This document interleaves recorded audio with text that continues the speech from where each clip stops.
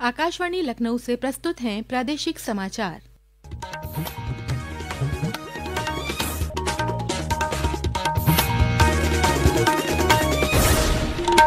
मुख्य समाचार। महाकुंभ में आज त्रिपुरा के मुख्यमंत्री डॉक्टर माणिक साहा और छत्तीसगढ़ के मुख्यमंत्री विष्णुदेव साय ने संगम में किया पवित्र स्नान। प्रयागराज में यातायात व्यवस्था बेहतर करने के लिए उठाए गए कई कदम।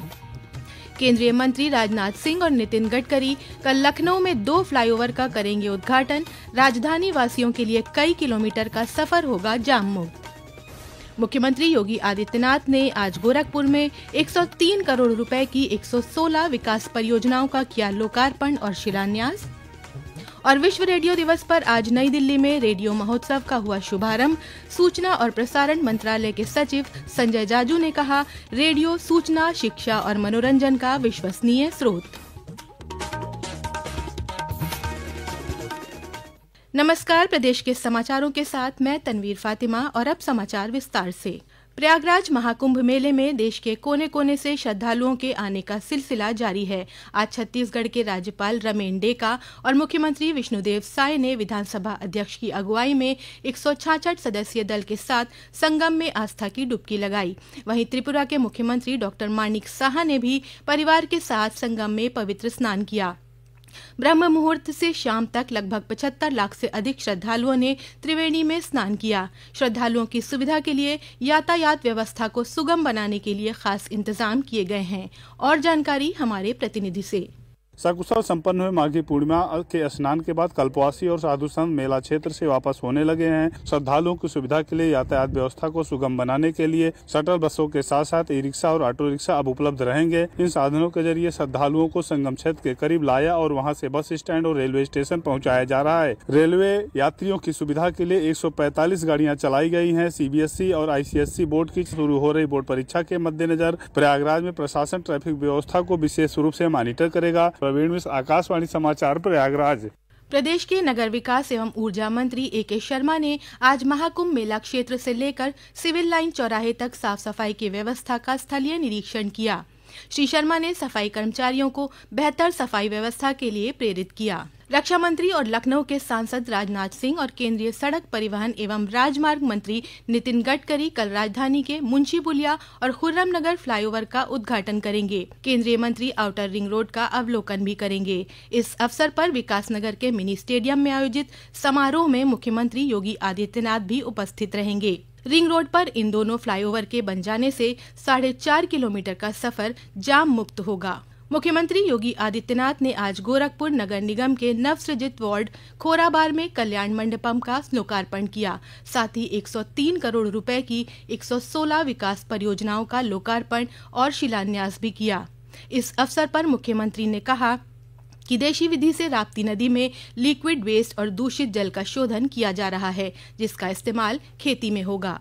लिक्विड वेस्ट का मैनेजमेंट कैसे होना चाहिए, आपको अगर देखना है नगर निगम का वो प्रोजेक्ट देखिए, जहां पे प्राकृतिक पद्धति के माध्यम से पहले जो जल एकदम काला है, लेकिन कुछ प्रोसेस के साथ गुजारने के बाद जब अंतिम छोर तक वो पानी पहुंचता है तो एकदम साफ हो जाता है। यानी अब राप्ती नदी में चीटी के सीवर का पानी नहीं गिरेगा, बल्कि उसकी प्रोसेस होने के बाद STP भी लगाई गई है। लेकिन जहां STP नहीं पहुंच पाई वहां देसी पद्धति से उसकी प्रोसेस करते हुए वह एक क्लीन वाटर में बदल करके खेती बाड़ी के लिए उपयोगी हो सकता है।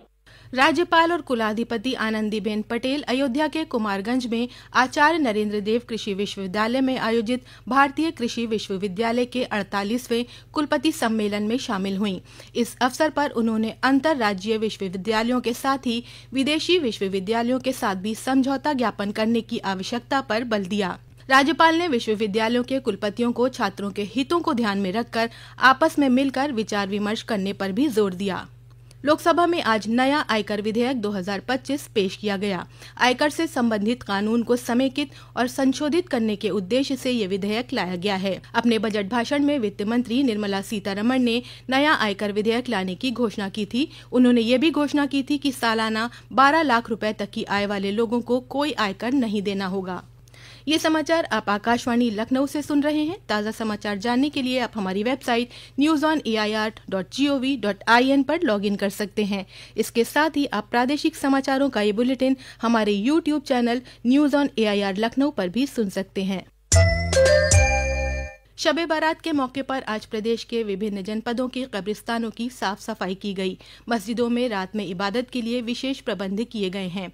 लखनऊ ईदगाह के इमाम खालिद रशीद फिरंगी महली ने शबे बारात को लेकर एडवाइजरी जारी की है। उन्होंने लोगों से अपील की है कि इस रात को इबादत में लगाएं और किसी भी तरह का उपद्रव करने से बचें। उन्होंने नौजवानों से आतिशबाजी न करने की अपील भी की है। परीक्षा पे चर्चा कार्यक्रम के आज प्रसारित तीसरे एपिसोड में टेक गुरु गौरव चौधरी और बैंकर राधिका गुप्ता ने छात्रों को आर्टिफिशियल इंटेलिजेंस और मशीन लर्निंग की बुनियादी बातों से परिचित कराया। उन्होंने चैट GPT और AI इमेज जनरेशन टूल के व्यावहारिक अनुप्रयोगों की जानकारी दी। आज विश्व रेडियो दिवस है। इस वर्ष विश्व रेडियो दिवस का विषय है रेडियो और जलवायु परिवर्तन। प्रधानमंत्री नरेंद्र मोदी ने विश्व रेडियो दिवस पर लोगों को शुभकामनाएं दी हैं। सोशल मीडिया पोस्ट में प्रधानमंत्री ने कहा कि समाचार और संस्कृति से लेकर संगीत और कहानी कहने तक रेडियो एक शक्तिशाली माध्यम है। सूचना और प्रसारण सचिव संजय जाजू ने कहा है कि रेडियो सूचना, शिक्षा और मनोरंजन का एक विश्वसनीय स्रोत है।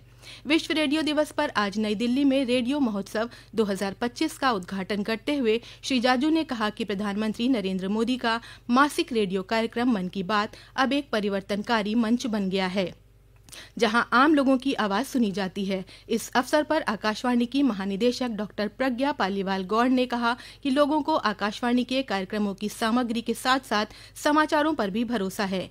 विश्व रेडियो दिवस पर अपने संदेश में प्रसार भारती के अध्यक्ष नवनीत कुमार सहगल ने कहा कि समाचार और सूचना का प्रसार करते हुए रेडियो राष्ट्र के सांस्कृतिक और आर्थिक विकास में महत्वपूर्ण भूमिका निभाता है। श्रोताओं का अभिवादन करते हुए प्रसार भारती के मुख्य कार्यकारी अधिकारी गौरव द्विवेदी ने कहा कि आकाशवाणी जहां भारत की समृद्ध संस्कृति और परंपराओं का वाहक रहा है, वहीं इसने भारत में वैज्ञानिक प्रगति की यात्रा से भी लोगों को जोड़ा है। प्रदेश के अमरोहा जिले के गजरौला के राम सिंह बौद्ध को रेडियो मैन के नाम से भी जाना जाता है। उन्होंने मन की बात रेडियो संग्रहालय तैयार किया है। इस संग्रहालय का नाम Guinness book of world records में भी दर्ज है। प्रधानमंत्री नरेंद्र मोदी भी अपने मन की बात कार्यक्रम में उनका जिक्र कर चुके हैं। राम सिंह बौद्ध ने कहा कि अपनी बात आम लोगों तक पहुंचाने का रेडियो सशक्त माध्यम है। गांव कस्बों में आज भी रेडियो सुना जाता है, जो सबसे सस्ता और सुलभ सुविधाजनक। जिनके पास अक्सर ज्ञान नहीं है, जो अखबार नहीं पढ़ सकते लेकिन रेडियो सुन सकते हैं, जो लोग अपनी दृष्टिहीनता के कारण खबर नहीं देख सकते, टेलीविजन नहीं देख सकती, रेडियो उनका भी साथी है। इसी उपयोगिता को देखते हुए मैंने अपने यहाँ रेडियो संग्रहालय स्थापित किया है। अयोध्या श्री राम मंदिर में विराजित रामलला के मुख्य अर्चक आचार्य सत्येंद्र दास को आज पावन सलिला सरयू में जल समाधि दी गई। इस मौके पर संत महात्मा, जनप्रतिनिधि और गणमान्य नागरिक बड़ी संख्या में उपस्थित रहे।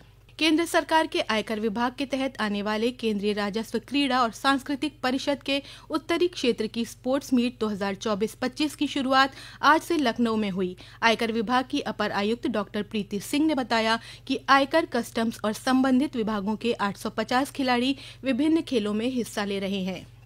उत्तराखंड में चल रहे 38वें राष्ट्रीय खेलों में 56 पदक जीतकर पदक तालिका में उत्तर प्रदेश 13वें स्थान पर पहुंच गया है। आज हुए पुरुष हॉकी प्रतियोगिता के फाइनल मुकाबले में उत्तर प्रदेश को हार के बाद रजत पदक से संतोष करना पड़ा। और अंत में मुख्य समाचार एक बार फिर। महाकुंभ में आज त्रिपुरा के मुख्यमंत्री डॉक्टर माणिक साहा और छत्तीसगढ़ के मुख्यमंत्री विष्णुदेव साय ने संगम में किया पवित्र स्नान। प्रयागराज में यातायात व्यवस्था बेहतर करने के लिए उठाए गए कई कदम। केंद्रीय मंत्री राजनाथ सिंह और नितिन गडकरी कल लखनऊ में 2 फ्लाईओवर का करेंगे उद्घाटन। राजधानी वासियों के लिए कई किलोमीटर का सफर होगा जाम मुक्त। मुख्यमंत्री योगी आदित्यनाथ ने आज गोरखपुर में 103 करोड़ रुपए की 116 विकास परियोजनाओं का किया लोकार्पण और शिलान्यास। और विश्व रेडियो दिवस पर आज नई दिल्ली में रेडियो महोत्सव का हुआ शुभारंभ। सूचना और प्रसारण मंत्रालय के सचिव संजय जाजू ने कहा, रेडियो सूचना, शिक्षा और मनोरंजन का विश्वसनीय स्रोत। इसी के साथ प्रादेशिक समाचारों का यह बुलेटिन समाप्त होता है। अगला बुलेटिन रात 8 बजे FM पर प्रसारित किया जाएगा। नमस्कार।